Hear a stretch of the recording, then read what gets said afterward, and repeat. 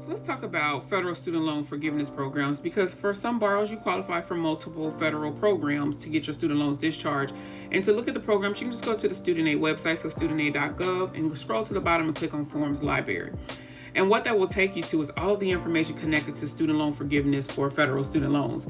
Click on Loan Forgiveness and Discharge, and this is where you'll see all of the different programs and applications. So we have Public Service Loan Forgiveness, Borrowed Offense to Repayment, Total and Permanent Disability Discharge. We also have Teacher Loan Forgiveness, Closed School Discharge, Unpaid Refund Discharge, False Certification Disqualifying Status Discharge, False Certification High School Graduation Status, also False Certification in relation to identity theft, Unauthorized Signature Payment Discharge, and also Forgery Discharge.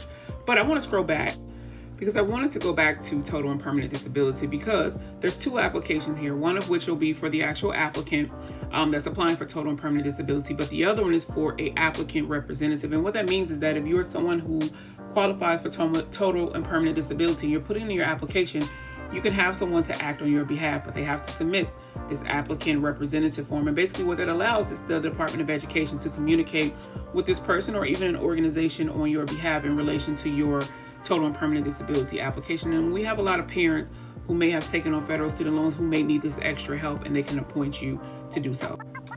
So regardless of which program you qualify for, just make sure that you have an understanding, so that way you have the greatest impact when it comes to getting your student loan discharged.